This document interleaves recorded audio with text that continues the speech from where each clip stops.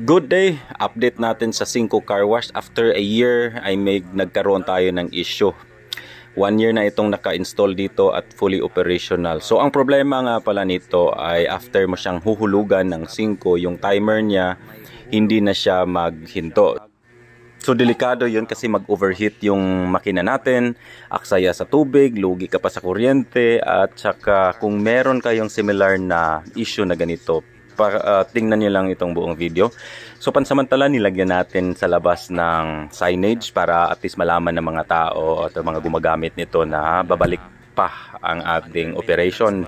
So unang dapat tandaan ay dalhin ito sa electronic na technician. Siyempre yung marunong magkwenta ng mga voltahe, magsolda, pinaka-basic yun, at saka magkalkal ng kung ano-ano na related sa electronic. Kasi itong issue na ito ay may kailangan pala tayo na dapat palitan at ipasolda.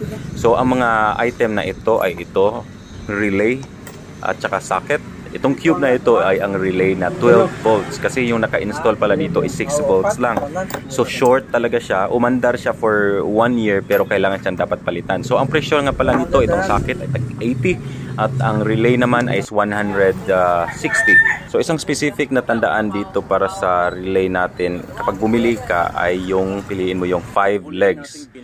Kasi merong 3, merong 6. So dapat dito ay 5 legs na 12 volts. Tsaka yung pinaka-importante dito na dapat malaman, lalo na kung baguhan ka, ay yung 6 volts na ini-install ng mga manufacturer or yung mga technician na nag-assemble nito is 6 volts lang. Yun ay para lang sa mga tubig machine or yung mga walang gano kabigat na mga motor. Unlike dito na kailangan pala talaga siya na 12 volts yung relay na gagamitin. Kasi madaling masira yung 6 volts.